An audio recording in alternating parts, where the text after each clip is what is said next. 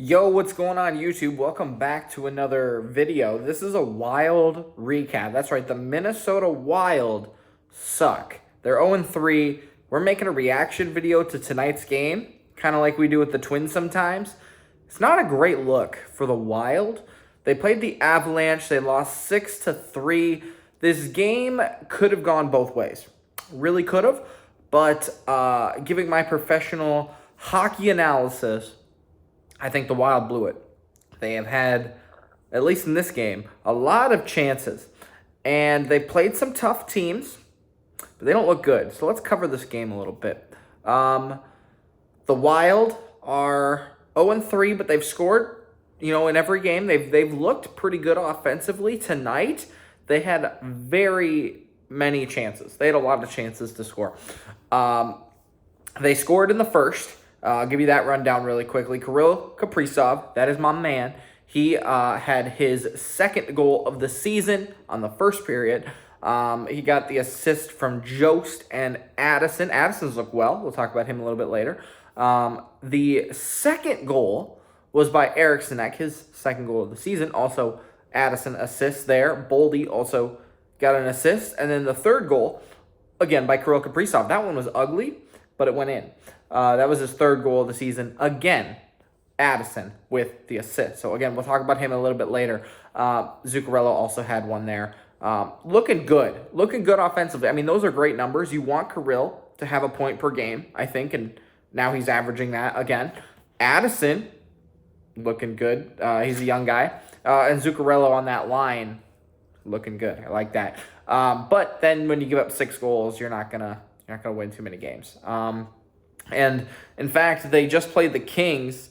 They gave up 7 goals. They scored 6 of their own, but they gave up 7. Like, the problem is not offense. The problem is defense. And let me tell you what, it's going to be a long season if these are the 2 goalies that we have. Like, I know Marc-Andre Fleury is supposed to be pretty good. We've got him for like a couple more years here.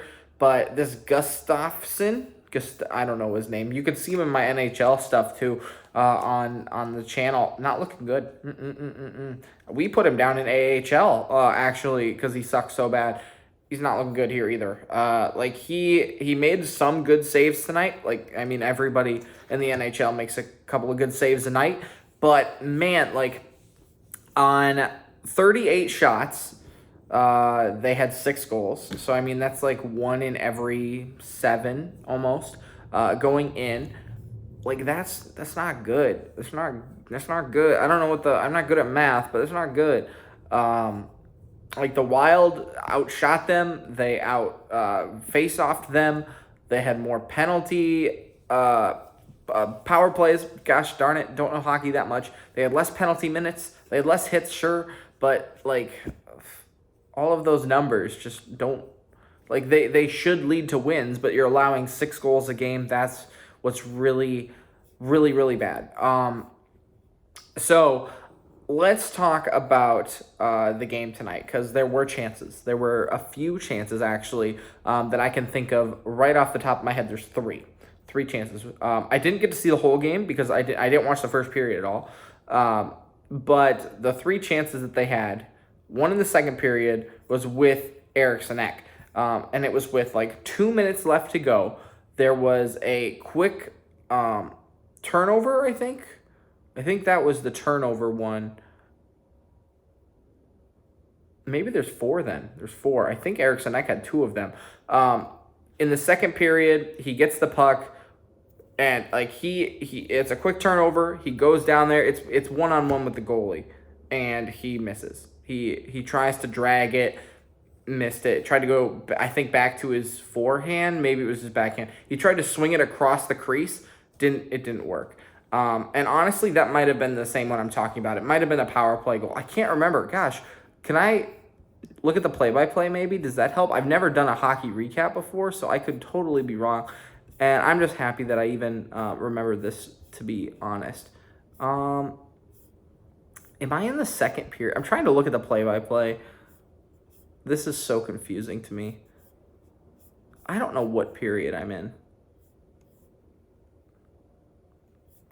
Okay. Sorry about this. It doesn't really matter. Regardless, Eriksson Ek had that opportunity. I'm pretty sure it was the one that I'm thinking of as well. But going to the third period, there's two more opportunities that they had here. One was, I don't even know who it is. See, this is why I'm not good at hockey. But I think it was Gaudreau, if I'm not mistaken. He was a magician on this play. I mean, like, it was amazing. What he did was he toe dragged, so he was coming down the right wing. Toe drags, like, there's like 3 Avalanche defenders in front of him. Toe drags, and like he is going to the left. The goalie comes out and he is all by himself. I mean, the net is as empty as like my bank account, because I'm poor. I'm a poor college student who just graduated. Like, I'm broke. And this net was like wide open. And he missed it. He went to the backhand, tried to go into the crease, and the puck just slid off of his stick. There's opportunity number 2. I mean, the net was wide open. The Wild had an empty net at the end, which we'll get to in number 3 here. But the Wild had an empty net. The net looked as wide open for the Avalanche in that play as well. And then the third was the final, like, 3, or maybe it was like 3 minutes, I think, that the Wild pulled their goalie. And they brought the extra attacker out there, so it was already 6-on-5. Then they get a penalty. Kirill Kaprizov gets tripped, and they are 6-on-4. And that was probably like their worst offensive look that I saw all night. Like, obviously we're trying to put pressure on the Avalanche and get in the attacking zone and like score, but man, they could not get the puck like anywhere. They had a really good like opportunity on a power play earlier in the third period, where they just had zone time. It was incredible. They held the zone for like the entire 2 minutes of the penalty, and they had some great shots, but they could not score. Some wraparounds didn't go in. I mean, they had attack on attack on attack. It's probably where they got most of their shots, was honestly in that power play, and they just couldn't find the back of the net. And then the last thing I want to talk about was that I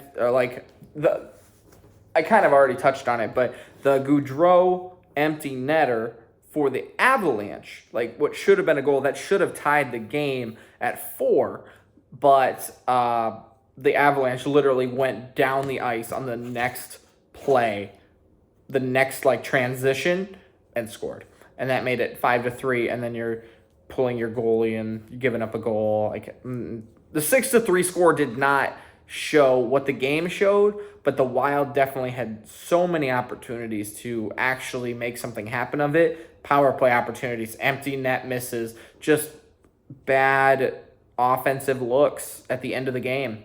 You're not going to win a lot of games like that. And now they're 0-3, which realistically, I don't know how good the Canucks are, but that's their next game. And then they play the Bruins, who are always good. So you're looking at an 0-5 probably team. Then they play the Canadiens. And from what I know, the Canadiens are really, really bad from last year. So I don't know if they made any changes or not. But like, they could be 0-5 pretty quick. We'll see what happens. Thanks for watching. We'll see you next time.